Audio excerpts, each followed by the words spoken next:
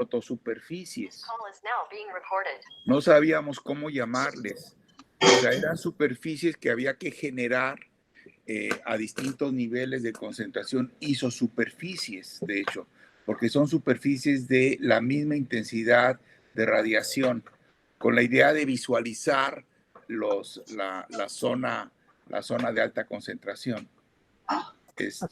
Este es un concepto que salió de este trabajo de tesis con David, y que contigo lo que hicimos fue demostrarlo experimentalmente, Ricardo. Ese fue el objetivo. Entonces, tu trabajo de tesis, que yo le estoy tratando de buscar aquí, que no lo encuentro. Sí, de hecho ya tengo aquí el artículo de ese, podemos empezar a hablar, y ya voy mostrando también la tesis, que ya encontré aquí los archivos. Ahora le puedes salir. Entonces, si quieres, Araceli, entonces, si quieres, puedo empezar yo platicando. Sí. ¿Cómo viene la metodología? Sí, estoy de acuerdo. Vale. Ok. ¿Sí se ve ahí? Sí. Bueno. Aquí viene como, en resumen, ¿no? Este trabajo que se presentó en el 2013, que habla precisamente de la construcción de protosuperficies. Como lo que comentaba el doctor Estrada, las isosuperficies surgen precisamente de obtener una región o una superficie que pudiera contener una distribución o una intensidad uniforme. Entonces, para ello, dependiendo del concentrador, se construye esa isosuperficie, que sería la superficie ideal que tuviera un receptor para ese concentrador y que tuviera una distribución, una intensidad de radiación solar uniforme.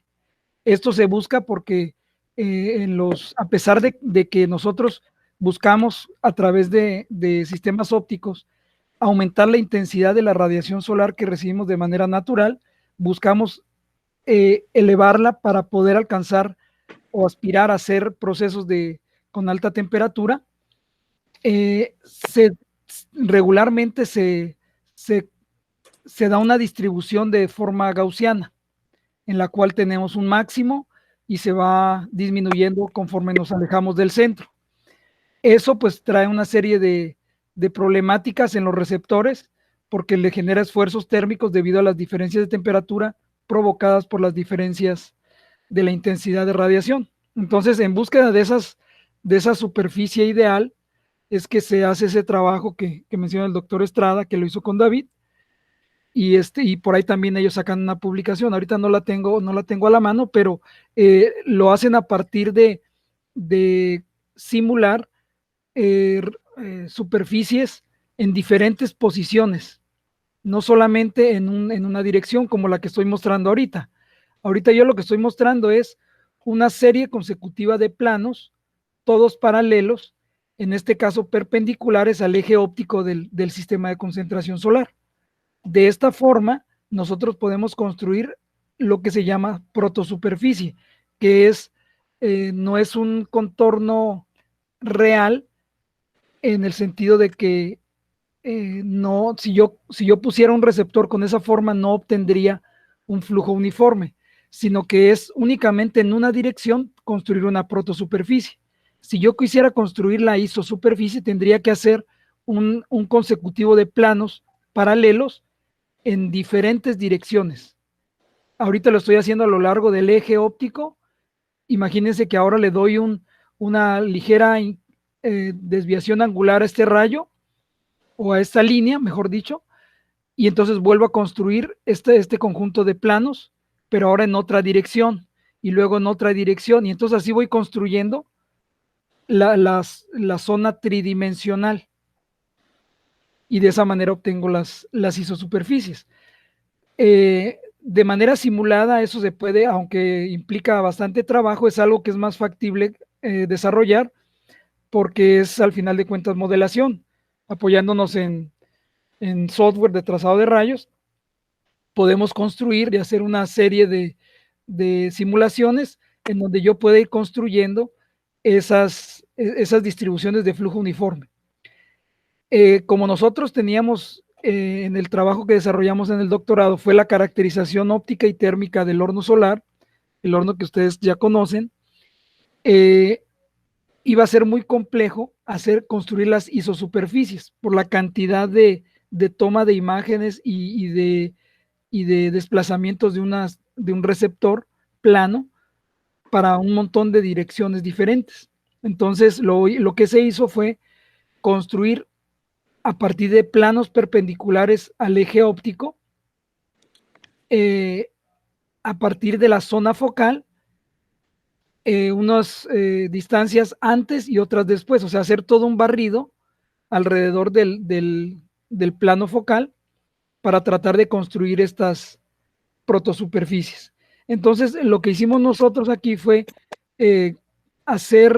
generar planos cada 5 milímetros a partir del plano focal hacia adelante y hacia atrás, de manera simulada a través del Sol Trace, y después reproducir eso que se hizo de manera teórica, hacerlo de manera experimental con una pantalla de una superficie lambertiana, haciendo el desplazamiento, similar a lo que había comentado Ernesto en su trabajo de flujos homogéneos a través del calidoscopio, donde él hace un barrido a lo largo del eje.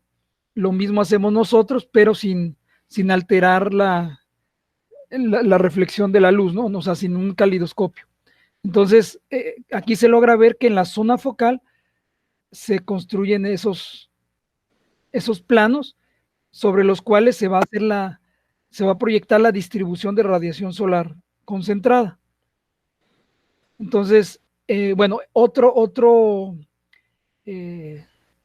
plano que simulamos y que además medimos experimentalmente fue un plano, simplemente como para darnos una idea de lo que sucedía, que no solamente fueran los planos perpendiculares al eje, sino un plano que estuviera alineado con el eje, pero visto de forma lateral. No sé si se logra explicar ahí. En esta imagen que ustedes están viendo, ahora el plano se encuentra en esta posición. Si se dan cuenta, los otros estaban girados 90 grados, siendo perpendiculares con el eje. Ahora este plano es paralelo al eje, está en línea con el eje y además sobre el eje. Entonces, sí, es longitudinal. Longitudinal. Lo que logramos ver con este plano es la mitad del concentrador por un lado, y la otra mitad lo veríamos por la cara posterior. ¿Lograste tomarle una imagen a ese plano? Sí, lo logramos hacer. Similar a cuando tú caracterizas los canal parabólico, esto es algo similar a lo que se hace, ¿no? Yo nunca me acordaba de esta imagen, pero está interesante. Sí, de hecho por ahí se presenta este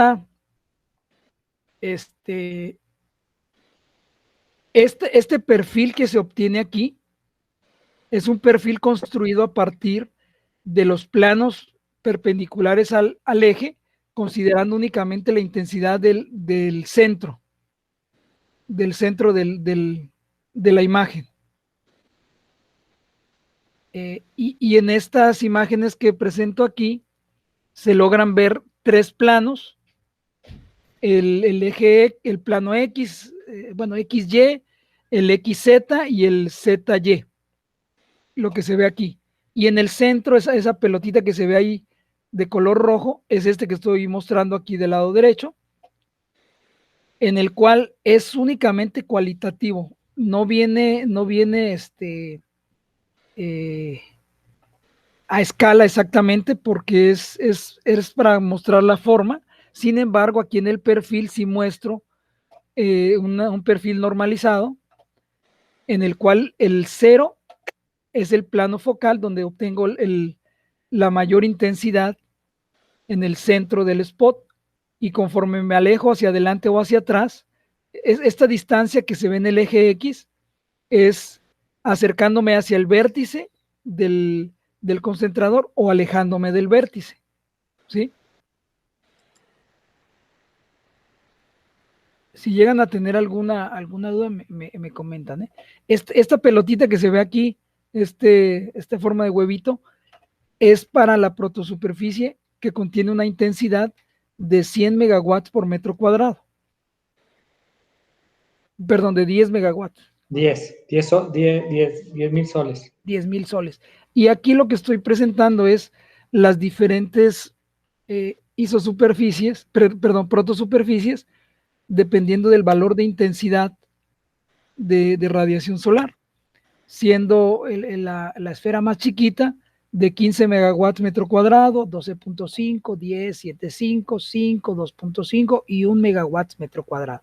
Estas son imágenes construidas a partir de la simulación, del análisis teórico. Entonces, no sé si tengan alguna duda al respecto o van. Yo sí. Adelante. O sea, esas protosuperficies, bueno, buenas tardes primero que nada. ¿Qué ole? Son a partir de que, digamos, alejas tus planos para...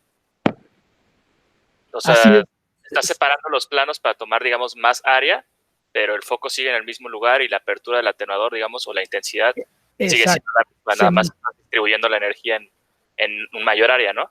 Exactamente. ¿Sí saben cómo se construyen las tomografías? No. Pues igual que un tomógrafo, ¿no? Ajá, exacto. O sea, el tomógrafo es una serie de planos, como si fueran imágenes, en las que después haces un barrido. Tú tienes un plano que, digamos que es el plano XY. Entonces ahora tú te desplazas en Z. Vas generando planos en la dirección Z.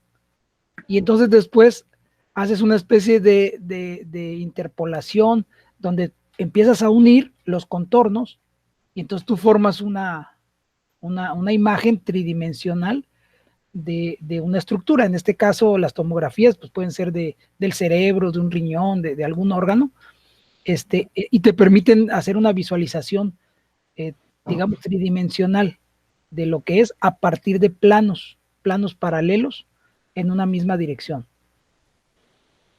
Entonces, este es el mismo método que se utiliza como utilizan para las tomografías. En este caso, se hace una serie consecutiva de planos y después se hace una unión de plano a plano para tratar de construir estas figuras.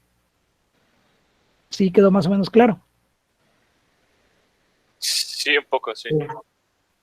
Sí, es un barrido que yo hago a partir del plano focal que se encuentra en el foco, un plano que es perpendicular al eje óptico.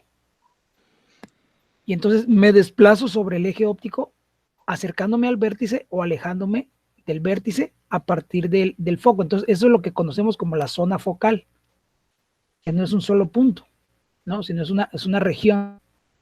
Y entonces en esa región se darían ese tipo de figuras. Aunque estas son... Sí, adelante. O sea, bueno, yo lo que entiendo es, digamos que tú tienes un plano, vamos a ponernos en Z0. Uh-huh. Y en ese plano, tú tienes una distribución. Y esa distribución te da 15. No sé si... Carlos. Después te mueves unos milímetros hacia en Z, te mueves unos cuantos milímetros en Z y buscas cuáles son los puntos que tienen el valor de 15 megawatts metro cuadrado. Entonces lo que hace el algoritmo es interpola todos los que son iguales y te los marca cuál es la tridimensional que tiene ese valor y después se va a los 10, a los 7.5, pero ya es un algoritmo muy estudiado en MATLAB, es una rutina que está muy bien armada. Así es, eso se trabaja en MATLAB, que es un verdadero software, ¿no? Donde se realiza, lo que hicimos fue a partir de matrices hacer un conjunto de un arreglo que me permite ahora construir algo tridimensional. Eso se procesó en MATLAB. En el simulador obtenemos los planos y luego esos planos que son unas matrices se meten en MATLAB y hay unos códigos que te permiten construir a partir de un conjunto de matrices bidimensionales un arreglo tridimensional.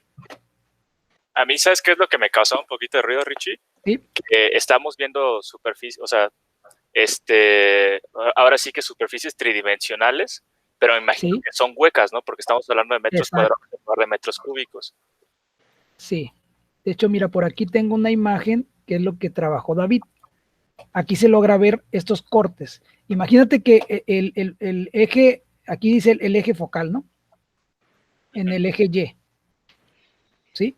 El 0 corresponde al foco o al plano focal, que estaría en esta dirección, a lo largo del eje X.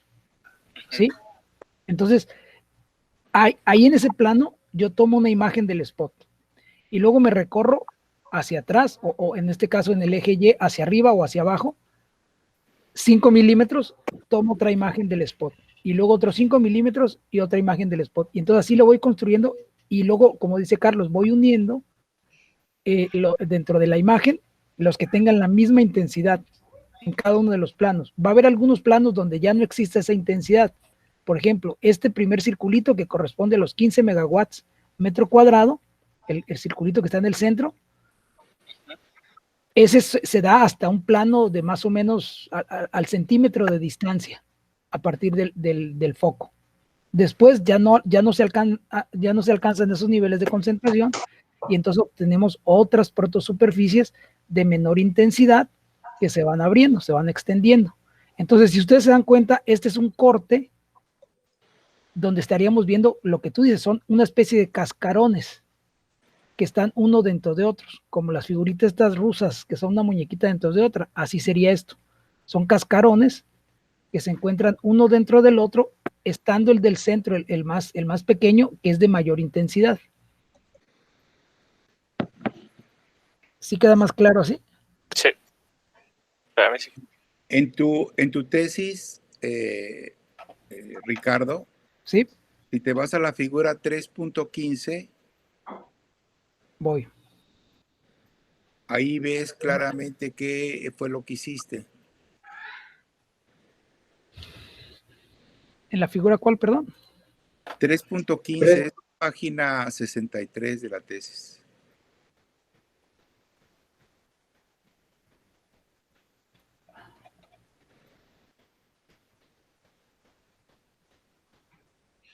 Bueno, aquí se logran ver esos planos, ¿no? Que estábamos hablando. Tengo el vértice del concentrador, el eje óptico y los diversos planos en los que fuimos haciendo el barrido, siendo el foco del concentrador un plano que se encuentra a 3.68 metros del vértice. Y luego nos fuimos desplazando 5 milímetros hacia adelante, 5 milímetros hacia atrás. ¿Sí? Y en la siguiente, abajito, ahí, justamente aparecen las distribuciones reconstruidas, o sea, son las protosuperficies que se calcularon a partir de justamente sacar estos perfiles. Así es. El software, ningún software te hace eso, tuvo un tratamiento especial para generar estas protosuperficies. Así es. Sí, fue la combinación de los planos obtenidos a partir del Sol Trace y luego en MATLAB reconstruir o construir un arreglo tridimensional a partir de esos planos. Órale, está muy interesante, Richie. Y este tipo de protosuperficies, por ejemplo, te podrían ayudar a calcular, digamos, un volumétrico en el cual está alguna muestra, por así decirlo. Sí, sí, nada más que todavía no es la distribución real. O sea, si tú construyes un receptor con esta figura, no vas a obtener una distribución de flujo uniforme. ¿Por qué? Porque solamente es una protosuperficie de las que se requieren para construir las isosuperficies. Ahora sí. Sí, no, sí, me imagino, pero, o sea, por ejemplo, en el caso de la última que tienes, tú haces un receptor, por así decirlo, con esa forma que parece como hiperbólica, le haces esa forma, tendrías que, o sea, tú sabrías ya con eso que tu receptor tiene que aguantar 1 megawatt al interior de potencia, porque eso es lo que va a tener esa protosuperficie, ¿no? Independientemente de lo que pase adentro, por así decirlo.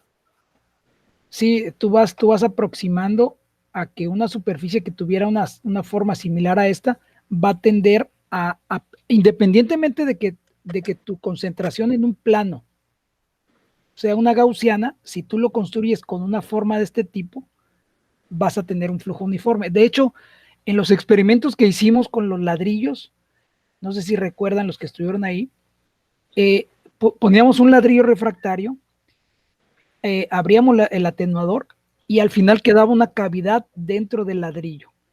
Esa sí era una isosuperficie, porque la temperatura de fundición del ladrillo la alcanzaba a una determinada intensidad de radiación solar, y entonces lograba formar esa cavidad, que tengo una imagen por aquí en la tesis también, y esa sí sería una isosuperficie obtenida de forma experimental. Tú tienes tu concentrador, dejen ver si la tengo por aquí. ¿Dónde estará? Creo que estaba. A ver.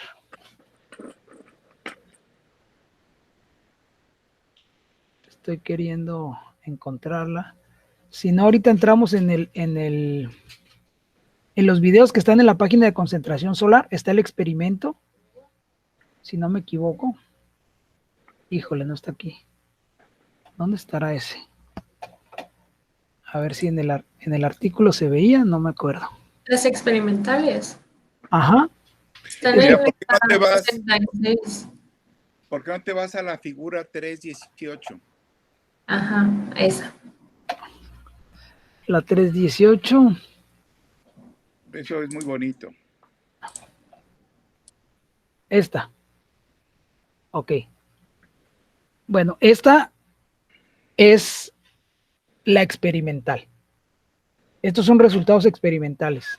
Los que se veían anteriormente son teóricos. Estos son pues todo ideal. Y estas que están aquí son los resultados experimentales. Si se dan cuenta, hay un gran parecido entre las formitas, sobre todo las de mayor intensidad.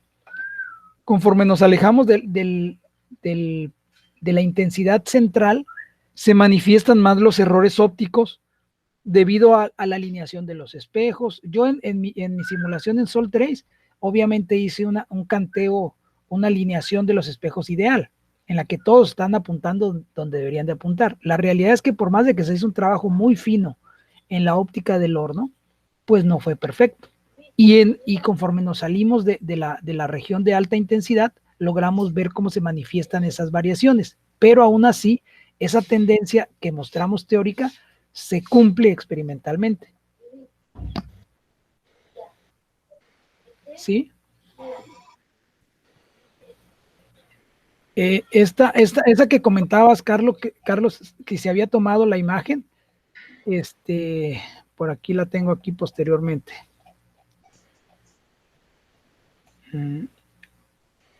Por ejemplo, esta es una comparativa de los perfiles de intensidad en el centro de cada imagen, el teórico y el experimental. Si se dan cuenta, pues hay cierta semejanza, ¿no? Es cualitativo, ahí no está hecho un análisis cuantitativo de cuál es la diferencia. Bueno, no está la imagen que te estaba comentando, Carlos, aquí. La que se ve en el artículo, ¿no? La que es la vista lateral, pero esta sí viene aquí. Voy a hacer más chiquita esta imagen porque, ¿cómo le hago? Este artículo solamente se quedó en un congreso, ¿verdad? No se siguió. Así es, correcto. ¿Hacía falta qué? Pues lo estábamos queriendo incluir en el artículo del horno. Esto no está publicado en revista, ¿verdad? No, esto no. Mira.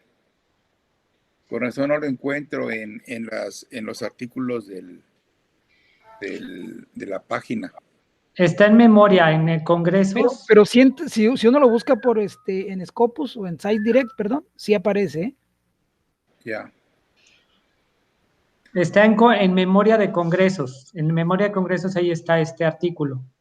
Bueno, pero Ernesto hizo una observación importante hace rato, Ricardo. O sea, parte de este tipo de estudios, de determinar la zona focal, para eso son, es qué información puedes tú obtener para poder desarrollar receptores. Pueden ser volumétricos o no.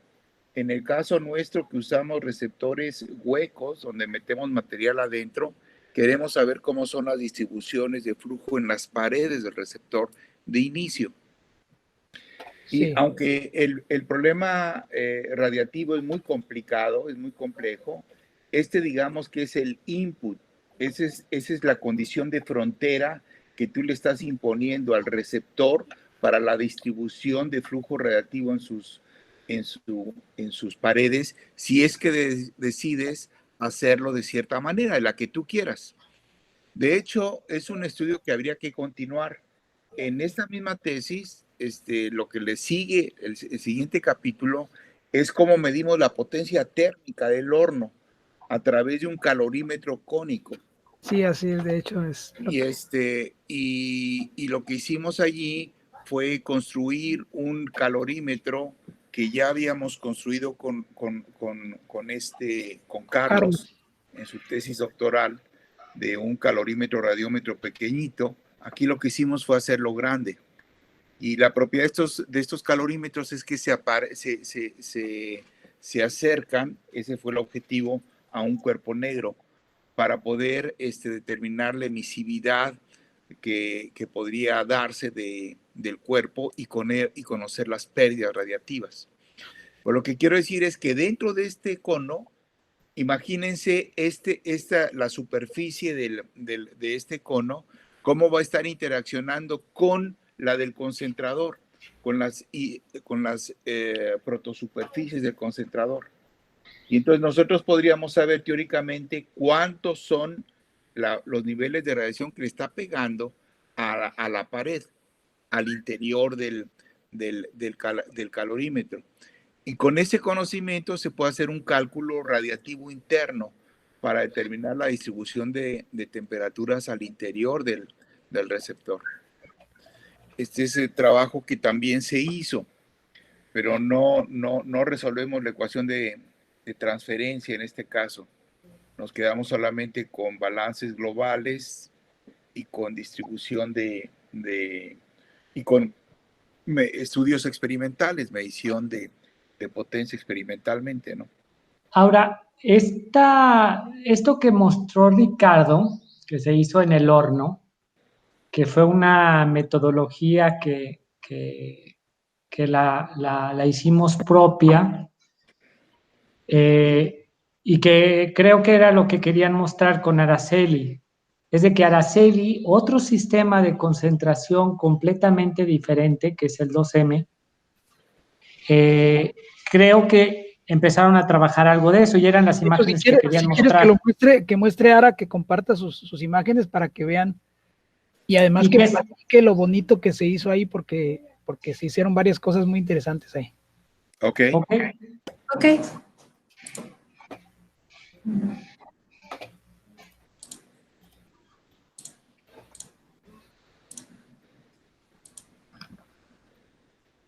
Bueno, es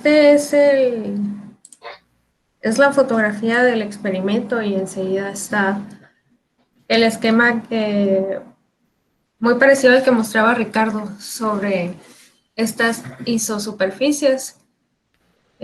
Tuvimos que usar 2 intercambiadores de calor porque la placa se calentaba mucho y se evaporaba la pintura y se incendiaba. Aparte le dimos un tratamiento de arenado para volverla difusa y la montamos sobre un actuador lineal que se movía a lo largo del eje óptico junto con la cámara CCD. Algo que no mencionó Ricardo en el experimento y que aparece en una imagen del artículo en el setup experimental es de que tú la óptica la tienes que mantener constante, es decir, la distancia entre la cámara y el plano tiene que ser constante. Lo mismo que hizo Ernesto, tienes que, una estructura que vincula la cámara con el plano y vas a desplazar, pero siempre manteniendo la misma distancia cámara-plano. Sí, sí, así, creo que tiene un nombre, pero se me olvidó. Perdón, y además, sin hacerle ningún ajuste a la cámara, tú fijas la sensibilidad de la cámara al plano de mayor intensidad. Esa es tu referencia. A partir de ahí tú haces el barrido y tomas las imágenes, asumiendo o esperando mantener lo más constante posible la fuente, que en este caso sea el sol. Si mantenemos una fuente de intensidad constante y ahora hacemos el barrido, esperamos ver las variaciones de intensidad por el cambio de posición del plano, no tanto por variaciones de la radiación solar de la fuente. Entonces lo que se hace es, tú ajustas tu cámara en tu plano donde vas a esperar la máxima intensidad que quede dentro del rango dinámico de la cámara, o sea, si es una cámara de 8 bits, de 0 a 255, que quede dentro de ese rango, y ahora sí, dejas fijo el enfoque, el obturador, todo lo que le hayas dejado a la cámara lo dejas fijo, y ahora solamente te desplazas en conjunto, plano, cámara, haciendo el barrido de diferentes imágenes. Sí, la palabra que buscaba era lo del rango dinámico, es como se le dice. Bueno, estas son las fotografías que tomé de la placa, que es la misma que utilizó Ricardo, ¿verdad? Bueno, esa es la versión. Bueno, es la pero lleva el mismo principio. Sí, ok, el actuador lineal y el intercambiador de calor. Y también usamos el radiómetro o el Gardon. De hecho, esta es una parte que todavía hay que corroborar porque no teníamos resultados que nos convencieran. Este radiómetro actualmente lo tiene Javier. Javier ya hizo una campaña, como estuvo echando a andar el Cuerpo Negro, y nuestra intención es de que le entregue a Araceli la constante corregida de este sensor. Creo que ya tenemos la metodología, ya logramos al menos calibrar uno, entonces simplemente tenemos que hacer la calibración de los 3 o 4 radiómetros que tenemos, porque tenemos dudas de que estén midiendo bien. Yo también tenía una pregunta, a ver si tengo micrófono, con respecto a la distancia de la cámara, en la imagen que tenías de la parábola y la montada, la parábola y la cámara montada, ahí, ¿como a cuánto está la cámara? ¿Como a 1 metro, más o menos? ¿Del foco? Más de 1 metro. ¿Y después se va acercando hacia el foco con todo de cámara? Sí, se mueven juntas, el plano y la cámara se van moviendo juntas. Y digamos que ¿cuál es la distancia mínima entre la cámara y el foco? Mínima, pues es que... no entiendo bien tu pregunta. Pues la cámara se mantiene constante la separación entre la cámara y el ahora, si tú te refieres a la capacidad del lente, ¿para qué tanto nos podemos aproximar? Pues en este caso, ese lente no nos permitía acercarnos menos de 1 metro.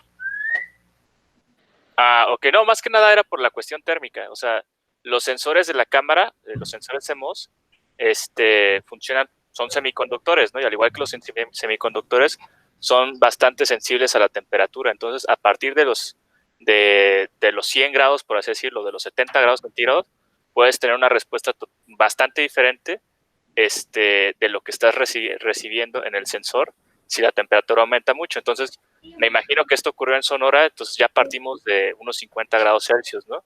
Supongo, ¿no? Pero bueno, dices del sensor CMOS, pero era una cámara CCD. Me parece que también funcionan con sensores CMOS. Perdón. Bueno, lo otro que hay que mencionar es que el fabricante dice que hay que operar la cámara de 0 a 50 grados centígrados, que ahí él te garantiza una buena medición. Y este experimento lo hicimos en enero, donde la radiación era alta, de 1000 watts por metro cuadrado, y la temperatura no es tan elevada. O sea, no eran 50, no, habrían sido unos 25 grados tal vez. Sí, así es. Ok. Sí, no, sí está. Nada más tenía la duda por Pero sí tiene mucha razón Ernesto. O sea, si nosotros queremos hacer escrupulosamente el análisis, tenemos que hacer una evaluación y una caracterización de la cámara.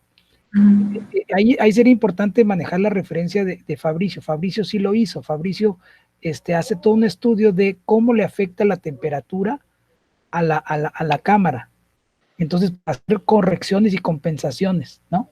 Entonces, sí tiene razón Ernesto. O sea, si nos vamos de manera rigurosa, pues tenemos que ver no solamente eso, haber hecho una evaluación de la lambertianidad de la superficie también.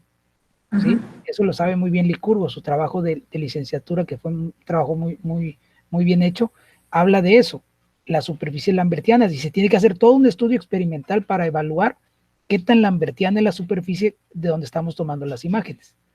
Luego, tendríamos que caracterizar la cámara, afecta la temperatura, va a hacer una validación de qué tan lineal es su respuesta a las diferentes intensidades. Entonces, cada pedacito que agarremos de ese experimento, hay bastante que trabajarle también. Ok. Pero las imágenes, ¿cuáles son? Bueno, bueno, antes de pasar a las imágenes, Ahí van. Se me olvidó decir que la distancia entre cada plano fue de 2 milímetros. Y estas son las imágenes. Las de arriba son las experimentales y las de abajo las teóricas. Estas imágenes aún estoy trabajando sobre ellas, pero presento pues distintos valores de 10, 9, 8, 7, 6 y 5 megawatts por metro cuadrado, así como están señaladas en los paréntesis. Lo que se me hace interesante es que, bueno, en un principio pensé que estas imágenes experimentales de la D, E y F que parece que se van torciendo de izquierda a derecha, que se giran en diferentes direcciones. Pensé que era un error en el tratamiento de los datos, porque nunca pude hacer o no he podido lograr que las isosuperficies teóricas, las generadas por la simulación, se parezcan y hagan o reproduzcan ese fenómeno. Y bueno, me di cuenta de que estaban bien, que sí son así, e hice un video de las imágenes que tomamos y podemos ver que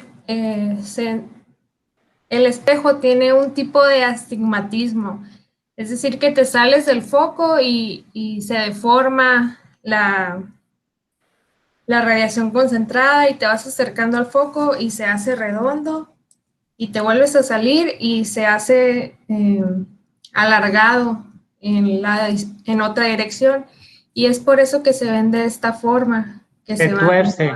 Sí, que se tuerce. Ahora, bueno, considerando lo que mostró Ricardo, creo que vale la pena trabajar en isosuperficies de menor valor para ver pues esa forma de que se va torciendo o si va haciendo otros conos y eso.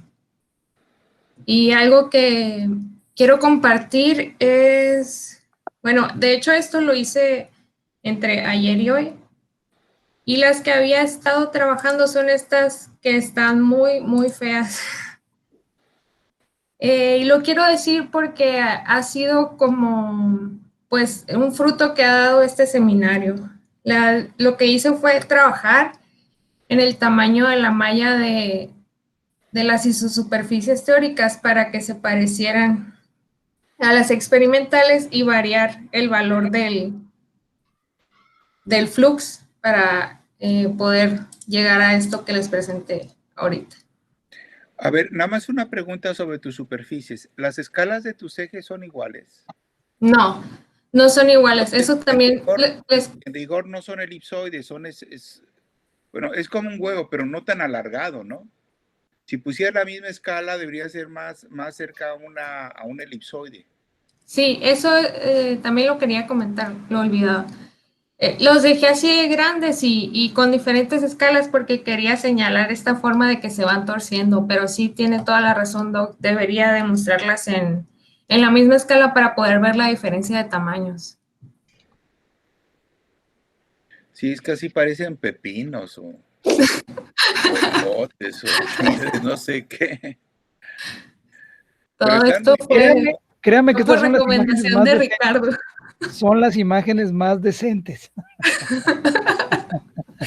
Y tuvimos muchos accidentes. No, pero ya se parece mucho ese trabajo al que hicimos en el OSIER. Muy bien. Pero valdría la pena que nos presentaras también en corte el comparativo entre tu simulación y tus datos experimentales para ver los perfiles, que fue lo que hicimos con este Ricardo. Uh-huh. Ricardo te presentó un corte y podías ver tú el ajuste entre la predicción teórica del modelo de trazado con la medición que se hace, que es lo más real. Estos son reconstrucciones al final de cuentas. Uh-huh. Es más bien cualitativo, pero lo cuantitativo es la comparación en un mismo gráfico de tus distribuciones en un corte dado, en un plano definido. Uh-huh.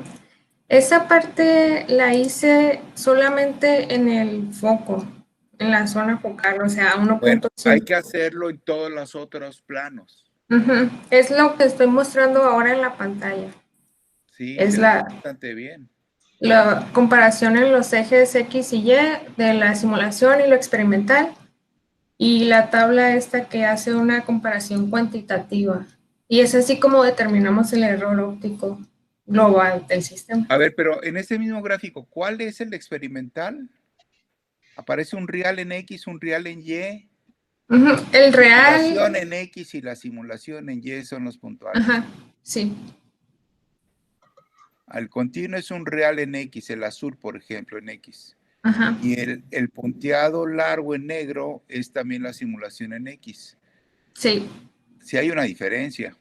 Sí, hay diferencia. Sí hay una diferencia importante ahí. Bueno, justamente con esta información, tú puedes sacar el error óptico, bueno, lo sacas, el error óptico global de tu sistema. Ahí lo tiene, 2.2. Sí, 2.2 miliradianes, muy bien. Tiene una concentración de 3.441. A ver. En el programa, en el simulador, tú propones un error óptico. Sí. Y al proponer ese error óptico, esto que está reproduciendo es con este error. O sea, esta curva que tú estás obteniendo es porque es la que le metiste al programa. 2.2 miliradianes, ¿no? Sí. Y con ese error, tu simulación, que es tu línea negra discontinua, te da ese trazado. Sí. Ahora, si tú a ese trazado lo comparas con el real, con lo que me diste, ese es el error experimental. Eso querría decir para mí que todavía podrías tal vez mejorar tu error en tu programa. Tal vez no 2.2, sino 2.1 o 2.3. Y tal vez pudieras ajustar estas curvas que se pegaran más. Ok. ¿Me explico lo que estoy diciendo? Sí, entiendo bien lo que me está diciendo. O sea, una cosa es el error que tú le metes al programa, que lo estás asociando al error del sistema, y que te da este resultado de simulación. Y otra cosa es la comparación de esa simulación con tus datos experimentales. Eso te va a generar un error. La idea es que aquí tú minimices el error que le metes al programa para que también tengas la menor desviación con tus datos experimentales. Ese es un juego ahí que hay que hacer.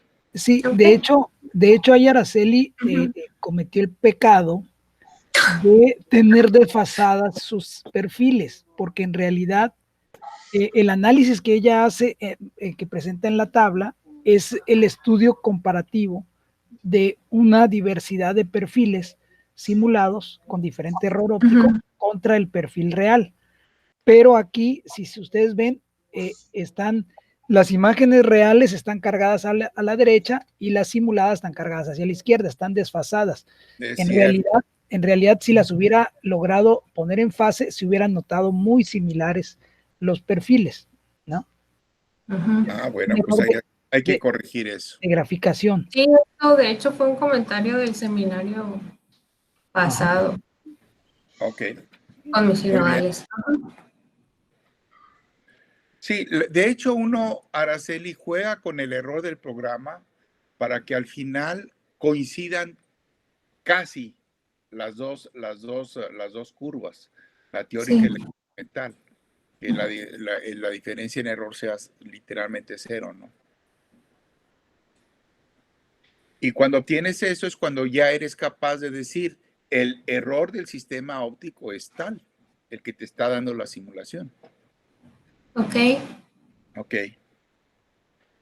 Muy bien, excelente trabajo. Por todos lados. Me da mucho gusto que tengas muy presente todo el trabajo, Ricardo, de tu tesis, que seguramente no te dejó dormir varias veces. Sí, pero la verdad es que estaba yo muy apasionado haciéndolo. Y me da también mucho gusto que Araceli, pues ya está implementando estos conceptos para su propio trabajo, ¿no? Muy bien. De hecho, Araceli, bueno, perdón, nada más comentar que Araceli, no sé si lo tienes ahí, las imágenes que tomaste de la luna, que fue una idea que tuvo Rafa por ahí y salieron unas imágenes muy bonitas de obtener la forma tridimensional del spot, bueno, no del spot, sino de la zona focal, con una nube de humo y con la luna. Y se tomaron imágenes y se hicieron unos perfiles muy bonitos. Bueno, voy a mostrar todas. Este es el experimento en frío. Ajá. Nos estamos preparando para tomar las imágenes y estas son las de la radiación Qué lunar. bonito, qué claro se ve. Utilizamos una máquina de humo y pues se requirieron muchas personas para tomar las fotos. Había 3 personas tomando fotografías, otra deteniendo una manguera con la máquina de humo y otro haciendo como que casita para el aire y que se fuera distribuido de manera uniforme. Nosotros tenemos en el OSIER, debe estar ahí, ¿no, Carlos? En la página. En la presentación. Un video hicimos exactamente lo mismo, pero con el horno solar. Pusimos un generador de humo y tomamos las imágenes y entonces claramente se ve lo mismo. ¿No? Pero aquí está muy bonito esto, ¿eh? Hay un trabajo, Ricardo envió un artículo. Este es con el sol. Sí. Sí, pero con el sol fue un verdadero problema porque había mucha contaminación de luz por todos lados. Y mucho viento. Sí se alcanza a ver la zona de concentración. Esto le va a gustar mucho a Roger Ángel, ¿eh? Hay un artículo, Claudio, que Ricardo lo compartió con Rafa, con Araceli, conmigo, sobre este trabajo y con la intención de a ver si podíamos publicarlo. Entonces, pues igual Rafa anda metido en muchas cosas, pero yo creo que valdría la pena. Yo creo que sí, sobre todo,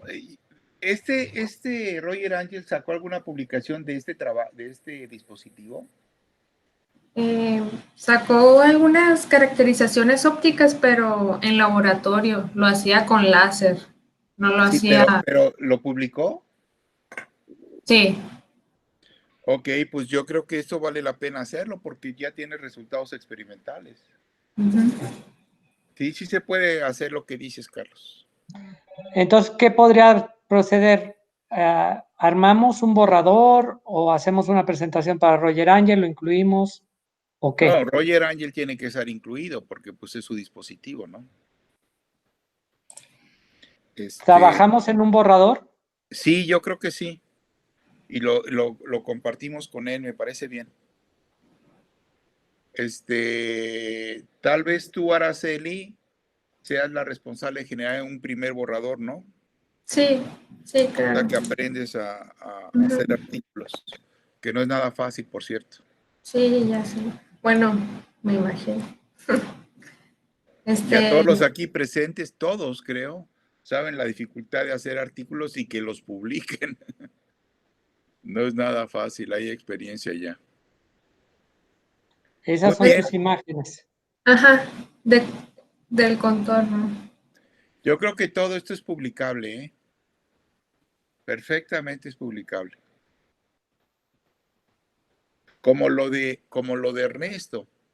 Lo que pasa es que esa parte no la hemos, creo que la publicamos, Ernesto, lo tuyo del homogenizador se publicó, pero en un congreso, ¿no?